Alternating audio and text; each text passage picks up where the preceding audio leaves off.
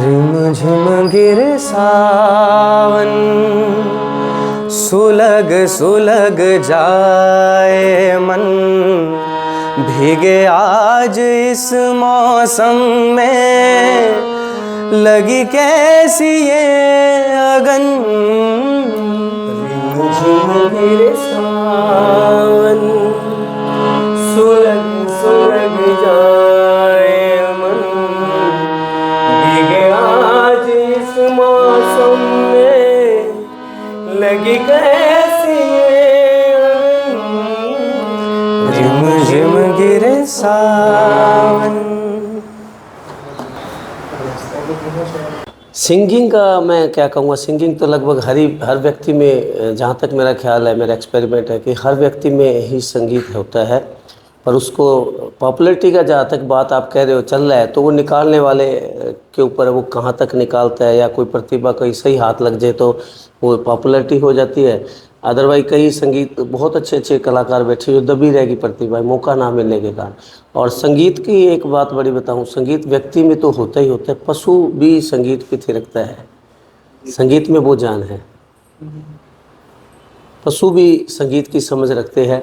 अक्सर आपने विवाह शादियों में देखा होगा, कोई ऊँट है, घोड़ी है, वो संगीत पे थिरकते देखे होंगे। संगीत की समझ तो सभी की है, बस वो पशु है कि वो अपने भावनाएं व्यक्त नहीं कर पाता शब्दों के, पर वो अपनी भाव भंगिमाओं से वो भी बताता भी संगीत मैं सुनता हूँ। तो शुरुआत सर कैसे हुई, कैसे विचार आपका बना कि इस लाइन में आपको आना चाहिए? मेरा एक्चुअल में संगीत से पुराना नाता है, कहने को तो मैं कहता नहीं। मैं 5-6 साल लगातार, हमने 86-87 से मैंने 92-93 तक 93 तक मैंने भजन मंडली होती थी हमारी सिरसा से, बालाजी नाम से भजन मंडल होता था, उसमें मैं लगातार भजन गाता था। फिर अचानक फादर एक्सपायर होने से हमारे ये छूट गया घर की जिम्मेवारियों के कारण। फिर मैंने अपनी दुकानदारी में इतना व्यस्त रहा, क्योंकि रोज़मर्रा का काम इतना होता था, तो म्यूज़िक को समय नहीं दे पाया। समय चलता गया, धीरे धीरे हालात बदलते रहे, और अचानक क्या हुआ, 3 साल पहले 2020 की बात है शायद, मेरे को साइटिका की प्रॉब्लम हो गई थी, बहुत तकलीफ़ में रहा मैं। तो फिर से किसी ने मेरे को कहा, आप संगीत की समझ रखते हो, आप संगीत को सुनो, संगीत को गाओ जो आपकी रह गई। तो मैंने संगीत को अपनाया, तो मैं उससे मेरी इलाज में मेरे को बड़ा मदद मिला, और मैं बिना दवाई ही संगीत सुन के और गा के इतना मस्त रहा कि वो मैं मेरी बीमारी भूल गया, ठीक हो गई मेरी बीमारी। और उसके बाद फिर मैंने इसका दामन नहीं छोड़ा। किस गाइडेंस में आपने सीखा संगीत, कहाँ से शिक्षा मिली जो आप उस लाइन में आए हो? मैं प्रॉपर तो नहीं सीखा हूँ, मैं ऐसे कह दूँ, प्रॉपर मैंने नहीं सीखा। बेटा बेटी को मैंने प्रॉपर सिखाया, क्योंकि मेरी ये थी संगीत में आगे जाने की, पर मैं नहीं सीख पाया, अभाव में, समय के अभाव या मजबूरी बस। और मैं सीखा, रेडियो सुनते रहते, हम टेलीविज़न देख के उसको सुनते रहते, गाते रहते, एंटरटेनमेंट का कोई साधन नहीं होता, तो इतना हमने रेडियो सुना, इतना रेडियो सुना, हम वैसे ही चलते चलते गाते रहते थे, शौक़ पैदा हो गया। और ये आज मेरे वरदान साबित हो गए मेरे लिए, मेरी बीमारी के लिए। और जो पॉपुलैरिटी आप मिली है आप लोगों की दुआओं से, संगीत के कारण मैंने मेरे को और ज़्यादा नाम मिला इसमें।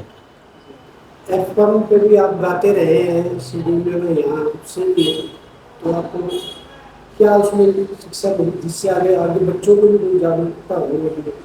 संगीत देखो एक मेडिटेशन है, और आपका एक रोज़गार का भी साधन बन सकता है। अगर आप संगीत की पूरी तालीम लो तो आप ये भी एक व्यावसायिक रूप से भी इसको अपना सकते हो, और ये आपको इज्जत शोहरत सम्मान तो देता ही है, पैसा भी देता है आप में। अगर सही संगीत की आपने तालीम हासिल की है तो आप कहीं भूख नहीं मरोगे, मेरा दावा है, और कई बीमारियों से आप बचे रहोगे। अभी क्या कुछ करना चाहेंगे? अब आप भी संगीत लाइन में हैं, कैसा एक्सपीरियंस है और परिवार से कितना सपोर्ट मिलता है? जी, संगीत की तो लाइन ही सर ऐसी है कि इसमें तो आप मगन हो जाते हो, और कुछ फिर आपको सोचता भी नहीं है। जहाँ तक संगीत की बात है तो संगीत के रूट्स मेरे देखे जाए तो मेरे फादर साहब से ही आए हैं, मुझे इनहेरिटेड आप कह सकते हो ये है। तो बचपन से ही मैं लाइक गाने वाने सुनता था, तो मुझे गाने का शौक़ था। और फैमिली से संगीत के प्रति मेरे को बहुत सपोर्ट मिला है शुरुआत से ही। तो जब मैं छोटा सा होता था तो मम्मी कह दिया करती थी किसी के सामने कि गाना गा के सुना, तो उस टाइम गाता था, जैसा मर्जी गा देता था, गलती होती थी, पर इन्होंने कभी ऐसा नहीं कहा कि नहीं ये गलत है, ये गलत है। इन्होंने हमेशा मुझे प्रोत्साहन ही दिया है कि नहीं तू बहुत अच्छा गा रहा है, ये है।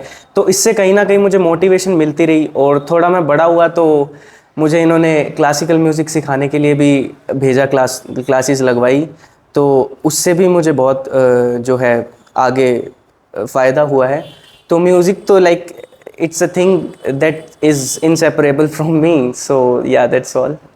बड़े बड़े प्लेटफॉर्म्स पे आपने कोशिश भी की है, प्रयास भी किया है, कैसे सफलता मिल पाई है? प्लेटफॉर्म्स तो सर ऐसे हैं, ऑनलाइन भी है और कई फिज़िकल मोड्स में भी किए हैं। तो अगर मैं स्कूली स्तर पे देखूं तो 12वीं कक्षा में एक नेशनल लेवल पे कला उत्सव होता है। तो उसमें बच्चे चुने जाते हैं हर एक स्टेट से, हर एक डिस्ट्रिक्ट से। तो वो डिस्ट्रिक्ट, ब्लॉक और ऐसे लेवल पे नेशनल लेवल तक जाता है। तो उसमें स्कूली तरफ से मुझे मिला गया मौका कि आप करिए क्लासिकल वोकल में।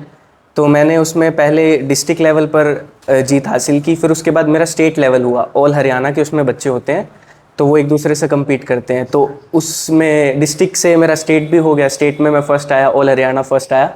उसके बाद मुझे नेशनल लेवल पर चयनित किया गया इसके लिए कि मैं नेशनल लेवल पर हरियाणा को रिप्रेजेंट करूं उसमें। तो उसमें ऑल इंडिया के सभी स्टेट से बच्चे होते हैं, हर एक स्टेट से एक बच्चा आता है उसमें। तो वो हमारा कार्यक्रम जो था वो दिल्ली में हुआ था। तो वो दिल्ली में ही होता है हर साल, और उसमें सभी बच्चों ने बहुत अच्छा अपना पार्टिसिपेशन किया। और फिर उसमें मुझे टॉप 10 में सिलेक्ट किया गया। और मुझे फिर वहाँ से जो वहाँ पे जज बैठे होते हैं, बहुत ही गुणीजन होते हैं वो, तो उनसे कमेंट्स भी प्राप्त हुए कि आप कहाँ सुधार सकते हैं, आपने कहाँ अच्छा किया है, ये सब। तो ये सब चीज़ें इकट्ठी होकर मुझे आगे बढ़ाती है इस संगीत की शिक्षा में। और अगर मैं ऑनलाइन प्लेटफॉर्म में देखूं तो जो कि एक पिछले साल हुआ था लाइट म्यूज़िकल का, बॉलीवुड सॉन्ग्स का, तो उसमें ऑनलाइन हुआ था वो। और उसमें हमको लाइक रिकॉर्डिंग्स अपनी भेजनी थी, तो वो भी अलग अलग स्टेट्स में सभी ने भेजी थी। वर्ल्ड लेवल पे? हाँ जी, वो वर्ल्ड लेवल पे भी था। तो उसमें सिलेक्ट होकर वो सभी रिकॉर्डिंग को वो उन्होंने सेग्रेट किया, अलग अलग किया, फिर उसमें से बच्चे चुने। तो उसमें भी मेरा फर्स्ट पोजीशन आया था। अच्छा, कितना डिफरेंस मानते हैं? अब आप सोशल मीडिया का दौर है, अलग अलग अपने हुनर को प्रदर्शित करते हैं, गाना गाते हैं, एक उस प्लेटफॉर्म पे गाना और जिस प्लेटफॉर्म तक आप प्रदर्शन कर सकते हैं, उसमें कितना डिफरेंस है आप मानते हैं?